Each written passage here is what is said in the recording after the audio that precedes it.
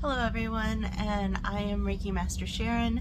This is Saturn Day Sabbath, and thank you so much for being here. Today I'd like to talk to you guys a little bit about spiritual awakenings. So if you are wondering, am I having a spiritual awakening? I have all of these things that are coming up and I'm so tired and my energy is drained and I'm having headaches and all of these things are coming up for me and I feel like my life is falling apart. If you see that my camera is shaking, that's just Oliver. That's my cat. So anyway, spiritual awakenings, they can be very difficult to navigate at first if you're not familiar with the concept. But, you know, there are a lot of spiritual people out there who are more aware and have kind of gone through multiple awakenings and can kind of help and assist you on that path if you are open to it. So, I believe that spiritual awakenings aren't something that just happen once and then you're awakened and you're done. It's more like you are on a constant journey of learning more about the Creator. You are learning more about yourself. You're learning more about how things work and how things interact with each other and how intricately planned everything is in this universe, and how awesome God is that He was able to make everything so connected to everything and everyone. And there are deeper layers to this. So, like, you can have a spiritual awakening and then think, okay, well, I went through this huge dark night of the soul and I'm done. I've already been through that, Sharon. But I will tell you from personal experience, I have gone through many dark nights of the soul, or whatever you want to call it. And these have opened me up to experiencing the divine on multiple layers and levels that I had no idea even existed. So I think it's a beautiful thing. It can be a very chaotic thing at first, especially if we aren't really open or understanding what is going on or what the universe is trying to tell us, or we know that we're getting a nudge to be somewhere else, but we kind of resist it or ignore it, and then it starts to knock louder like it has in my life.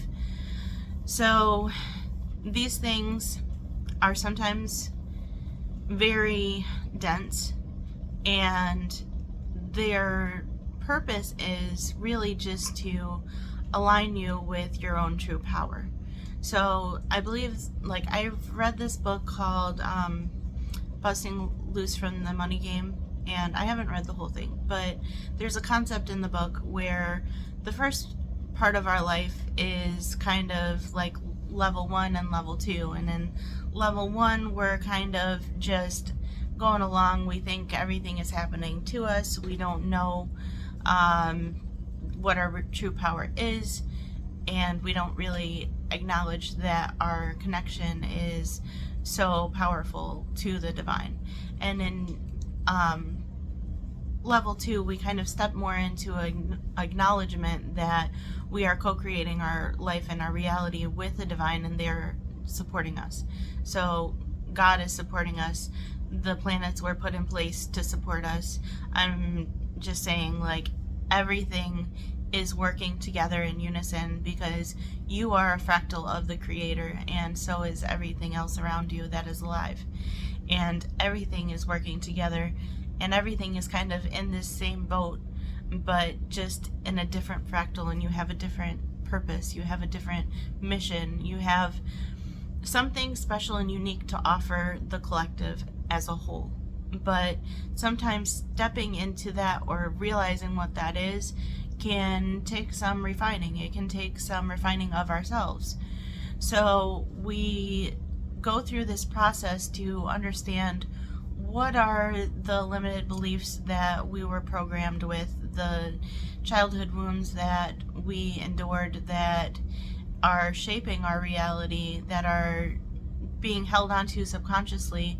And as we start to bring those into the light, into awareness, then we can kind of really sit with them and reparent our younger child. We can sit down and be like, I see you, I love you, you know, and really show up for ourselves in a way that maybe we haven't been shown up for from other people.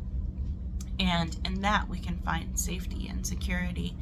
And it gets to a point after you do more of this work where the storm isn't so bad, you know, you kind of find peace within it because you understand the process.